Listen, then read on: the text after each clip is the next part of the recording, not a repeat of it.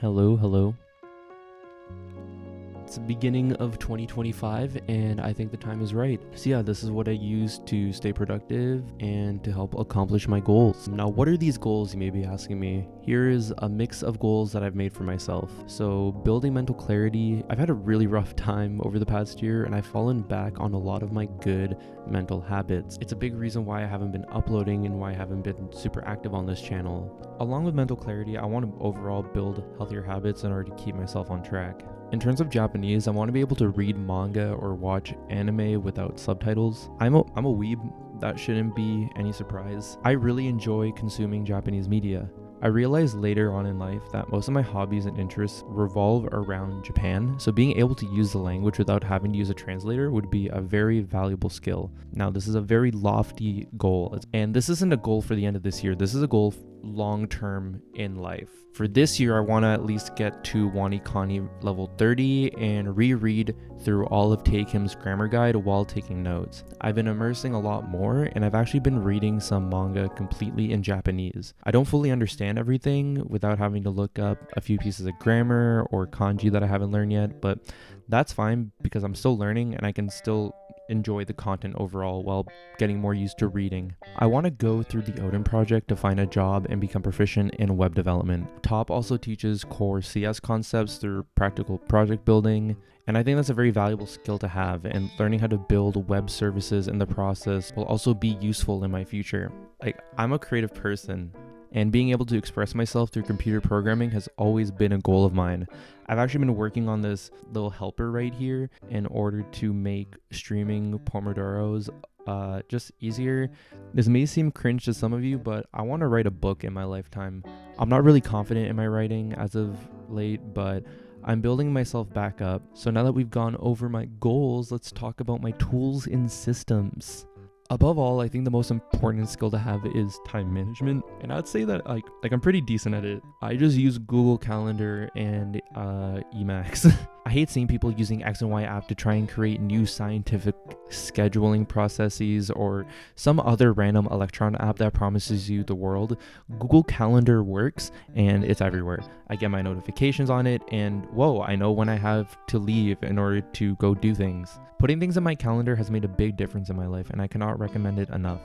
But I don't just use Google Calendar. As I said earlier, I also enjoy using Emacs org mode. I've been using this for I think a month now and it's been life-changing for me.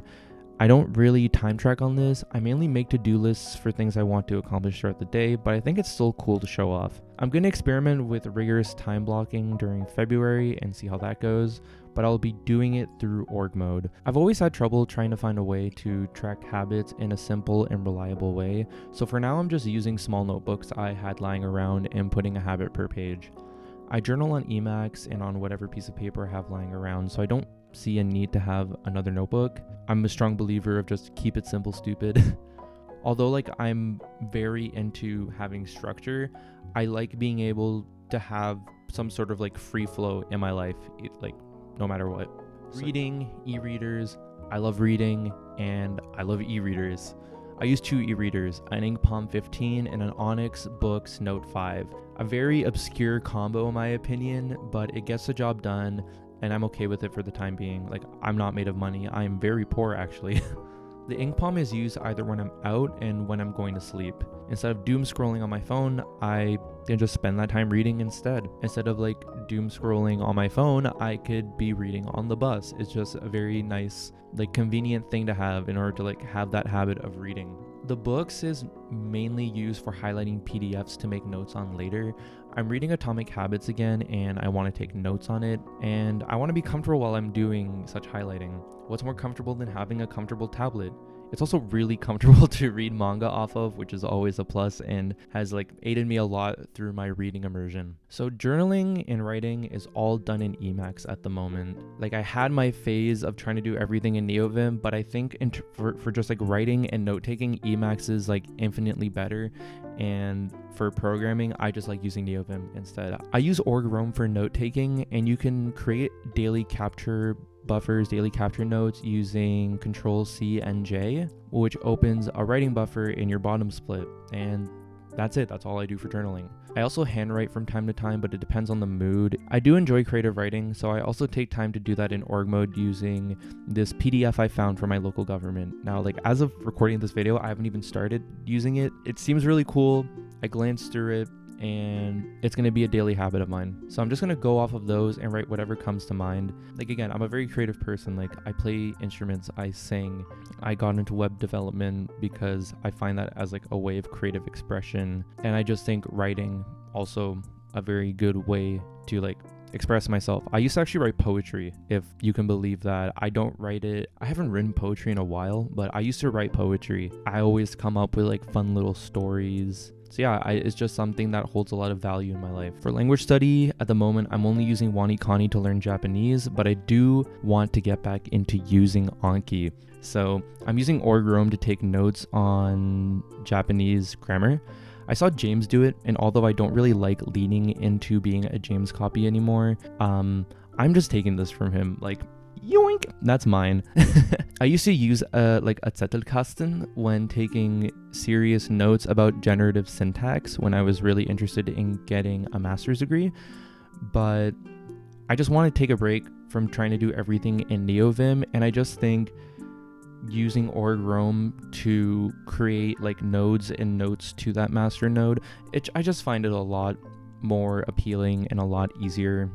I'm a strong believer in immersion, so I've been spending more time than usual watching Japanese media. Not even watching, just like enjoying Japanese media. So that mainly includes like anime, dramas, and manga. I think it's been paying off a lot actually, and I've been able to read and understand a lot more than I think I was able to last year. I listen to Japanese music while studying too, which I think also helps a lot. I love looking at lyrics and finding both the vocabulary that I don't know, and then trying to sing along through reading the lyrics. Music is just a very powerful way to immerse for me because I just really enjoy listening to music. I always listen to music. Like, look at my last 2 Spotify Wrapped. Like, I'm a psychopath. So for programming, of course, I use Neovim.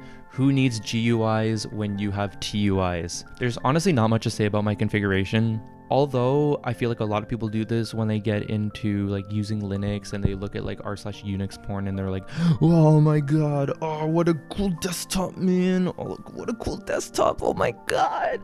Like at the end of the day, like they all look the same.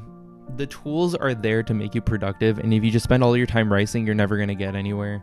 So yeah, I don't try to reinvent the wheel. I just use what works and I just do that. I'm very far removed from just like trying to optimize every small little thing. Like it comes to a point where there's diminishing returns and I just want to have like a frictionless developing environment. Like I have my LSP set up along with completion. I use Mason, and all my like completion and snippets are all done through blink.cmp, which is really nice. It's really important for me to have as snappy of a workflow as I possibly can, and this helps me achieve that. I love not having to move my hands all over the place, editing lines. It just makes a lot of sense to keep your hands on the keyboard all the time, and Neovim lets me do that, and it makes programming really fun, honestly.